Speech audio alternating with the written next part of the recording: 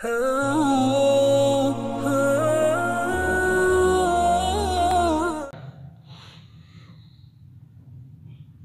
रूए ज़मीन पर मुख्तलिफ मज़ाहिब, मुख्तलिफ नज़रियात और मुख्तलिफ अक़ाइद के लोग बसते हैं।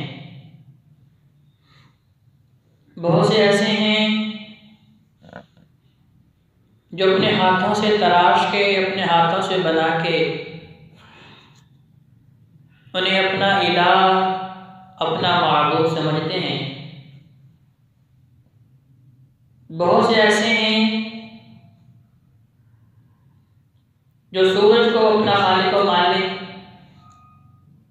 और अपना हाजत रवा और मुश्किल कुशा तस्वुर करते हैं। बहुत से ऐसे भी हैं जो चांद और सितारों से मदद मांगते हैं। गोया कि इस ज़मीन पे लोगों ने अपनी अपनी ख्वाहिशात और अपने अपने एहसासात और अपनी अक्ल व दानिश के मुताबिक अपने अपने इलाह बना रखे हैं। लेकिन हकीकी खुदा,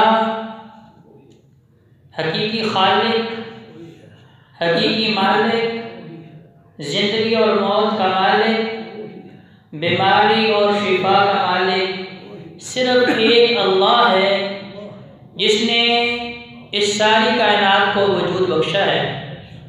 ये ज़मीन और इस पे बसने वाली हज़ारों अक़साम की मखलूक़ात और फिर सब के अपनी अपनी तबीयत और मिजाज के मुताबिक खुराक, उन सब का बंदोबस्त करने वाला एक अल्लाह है जो आसमानों पे मुस्तवी है।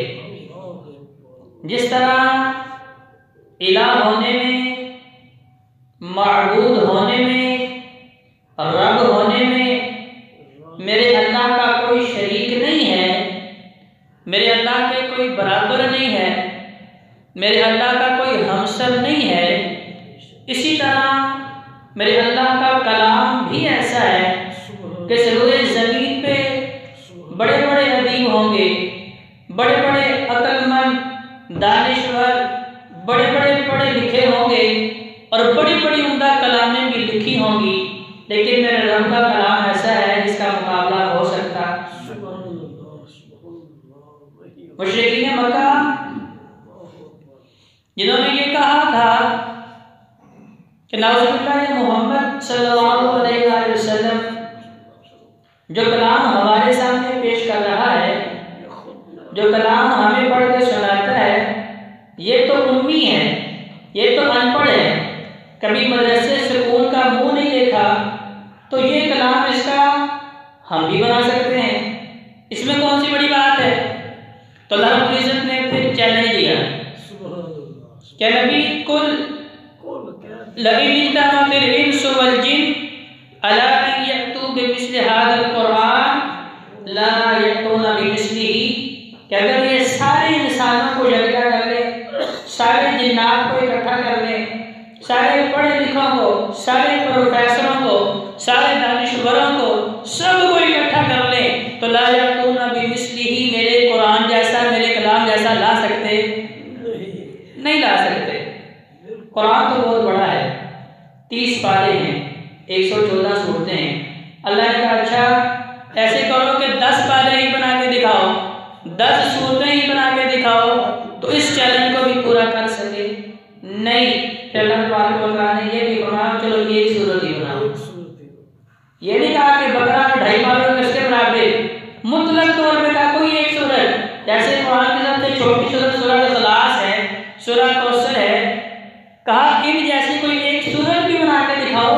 तुम तो कहते हो ना ये कलाम ऐसे ही है, इसकी कोई अहमियत नहीं है, इसका कोई मुकाम और मर्तबा नहीं है, तो चलो फिर जाओ कोई एक सूरत ही बना के दिखाओ, तो वो भी बना सके नहीं बना सके। इससे भी अगला चैलेंज हज़रत जी वकार, इससे भी बड़ा आसान तरीन, जिसे वो समझते थे तो ये तो हम गाली देंगे। अल्लाह तबारक व तआला ने कुरान मजीद फुरकान हमीद में मुख्तलिफ सूरतों के शुरू में हुरूफ़ मुक़त्तआत नाज़िल फरमाए हैं, लाम मीम हा मीम ऐन सीन क़ाफ और कहा चलो ये वो हरूफ हैं जिनको मिला के तुम अल्फाज और अल्फाज को मिला के तुम जुमले और अपनी पूरी पूरी तकरीरें बनाते हो, इन हरूफ का मतलब ही बना लो। इन हरूफ का मतलब मेरे रब ने नहीं बताया, तो लिहाजा हमें भी इसकी खोज में नहीं लगना चाहिए। नबी करीम सल्लल्लाहु अलैहि वसल्लम ने भी ये फरमाया कि ये हरूफ मुक़त्ताअत हैं। मुक़त्ताअत का मतलब है कटा कटा करके पढ़ने वाले, अलग अलग पढ़ जाने वाले। इनका मानी रब ने नहीं बताया, क्योंकि रब की तरफ से ये भी जाना था मुशरिकीन मक्का को कि भाई ये कलाम, जैसे नबी अलैहि सलाम फरमा रहे हैं कि ऐसा कलाम कोई नहीं, क्योंकि ये अल्लाह तबारक व तआला का कलाम है। जैसे रब अपनी ज़ात में अपना हमसर नहीं रखता, अपना शरीक नहीं रखता, इस तरह मेरे रब का कलाम भी ऐसा है जिसकी कोई बराबरी कर सकता नहीं कर सकता। और हज़रत जी कहा कि कुरान रब का कलाम इतना शानदार है कि अल्लाह तबारक व तआला सूरह फुरक़ान में क्या फरमा रहे हैं, तबारकल्लज़ी नज़्ज़लल फ़ुरक़ान अला अब्दिही लियकूना लिलआलमीन नज़ीरा। कि इससे पहले भी मेरे अल्लाह ने तौरात नाज़िल की, ज़बूर नाज़िल की, अंजील नाज़िल की, सुहूफ़ इब्राहीम, सुहूफ़ मूसा नाज़िल किए, लेकिन किसी के बारे में अल्लाह ने ये नहीं फरमाया कि लिलआलमीन नज़ीरा, ये सारे जहानों के लिए है। वो सिर्फ मुख्तसर वक़्त के लिए, मुख्तसर बस्ती के लिए, महदूद लोगों को नाज़िल फरमाया, और लोगों ने उसके अंदर फिर अपनी ख्वाहिशात के मुताबिक तगय्युर तबद्दुल भी लाते रहे, अपनी मनमानी उसके अंदर जो है शामिल करते रहे, उसके अंदर तब्दीलियाँ रूनुमा होती नहीं। लेकिन अल्लाह तबारक व तआला ने जब कुरान नाज़िल फरमाया, लिलआलमीन नज़ीरा, ये क़यामत के दीवारों तक सारे इंसानों के लिए खुशखबरी देने वाला हो, डराने वाला हो। तो हज़रत जी कहा कि कुरान मजीद फ़ुरक़ान हमीद जो रब का कलाम है, इसे अल्लाह तबारक व तआला ने क्यों नाज़िल किया है? अरे हमारे घरों में भी पढ़ा है, लेकिन सिर्फ पढ़ा है, हमने पढ़ा नहीं है। कितने अफसोस की बात है कि हमारे घरों में मौजूद है, सिर्फ ये समझा हुआ कि ये पढ़ा है तो इसकी बरकत बड़ी है। बहैसियत किताब यकीनन उसकी भी खैर बरकत होगी, लेकिन दरअसल कुरान अल्लाह तबारक व तआला ने इसलिए नाज़िल नहीं किया कि आप इसके साए के नीचे अपनी बेटियों को जो है रुखसत कर दें, तो समझें कि ये शादी जिसके अंदर मैंने कोई बिदअत नहीं छोड़ी, कोई जो है मैंने अल्लाह को नाराज़ करने वाला तरीका नहीं छोड़ा, सारी ख्वाहिशात अपनी पूरी कर दी हैं, शैतान को राज़ी कर दिया है, और ये समझ रहा हूँ कि कुरान के साए में अपनी बेटी को रुखसत करके अब अल्लाह की खैर बरकत मुझे हासिल हो जाएगी। हज़रत जी का ऐसा नहीं होगा। या ये समझ लिया है कि भाई इस कुरान को घर में इतनी बुलंद बाला जगह पे छुपा के रखो जहाँ छोटे क्या बड़ों का हाथ भी ना पहुँचे, और जब किसी बुजुर्ग की या किसी नौजवान की सकरातुल मौत आ रही हो, मौत की गशी तारी हो और रूह निकल ना रही हो, जिंदगी और मौत की कश्मकश में इंसान जो है एड़ियाँ रगड़ रहा हो, फिर क्या करेगी? उसके सराहने बैठ के यासीन पढ़ लें। या कोई डर गया है या किसी ने बता दिया कि आपके ऊपर जादू चल गया है, आप क्या करें? इस कुरान का तावीज़ बना के तो गले में लटका लें।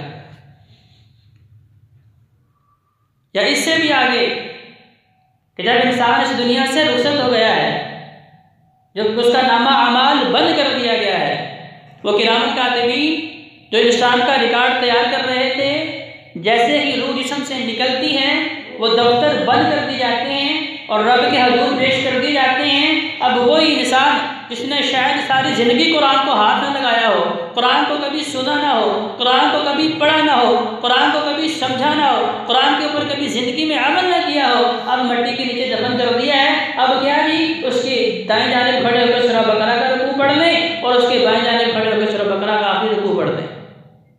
अब भाई ये सारी की सारी बिदात हो सकती हैं, खुराफात हो सकती हैं, मेरी अपनी बनाई हुई रस्मों रवाज हो सकते हैं, लेकिन नबी करीम सल्लल्लाहु अलैहि वसल्लम की ना तो ये सुन्नत है और ना इस मकसद के लिए अर्श वाले ने कुरान को नाज़िल किया है।